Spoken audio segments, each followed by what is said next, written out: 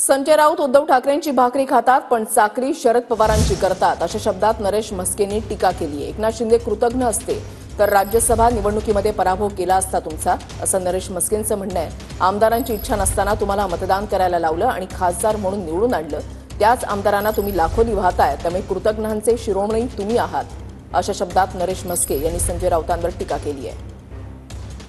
माणूस घात करेल हे सांगणारे लोक आज त्यांच्याच अवतीभोवती आहेत ठाण्यातले। हे ठाण्यातले जे खासदार आमदार आसपासचे आहेत ना, हे सगळे उद्धव ठाकरेंना मस्के लावायला आले होते। साहेब हे करू नका, हा माणूस तुम्हाला दगा देईल, याची नियत चांगली नाही, हे सांगणारे लोक हे सगळे त्यांच्या भोवती आहेत। आम्ही त्याला साक्षीदार आहोत। तेव्हा एकनाथ शिंदे यांनी जपून पावलं टाकावी।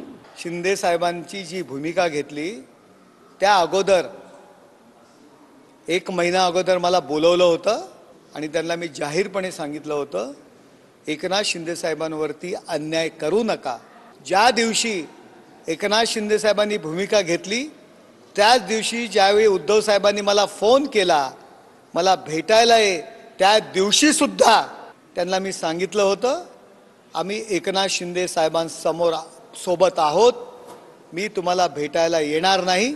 जे शिंदे साहेबांनी जी भूमिका घेतलेली आहे त्या भूमिकेसोबतच आहे। पण कृतज्ञांचे शिरोमणी आहात। तर एकनाथ शिंदे साहेब जर कृतज्ञ असते ना, तर तुम्हाला त्या राज्यसभेच्या निवडणुकीमध्ये पराभव केला असता तुमचा। परंतु आमदारांची इच्छा नसताना सुद्धा तुम्हाला मतदान करायला लावलं आणि तुम्हाला खासदार म्हणून निवडून आणलं। तुम्ही त्याच आमदारांना शिव्या आणि लाखोली वाहताय, त्यामुळे कृतज्ञांचे शिरोमणी आपण आहात। शिंदे साहेबांनी ज्या दिवशी भूमिका घेतली त्या क्षणापासून त्यांच्या सोबत आहे। आणि संजय राऊत साहेब, शिंदे साहेबांनी भूमिका घेतल्यानंतर रोज मला फोन करत होतात।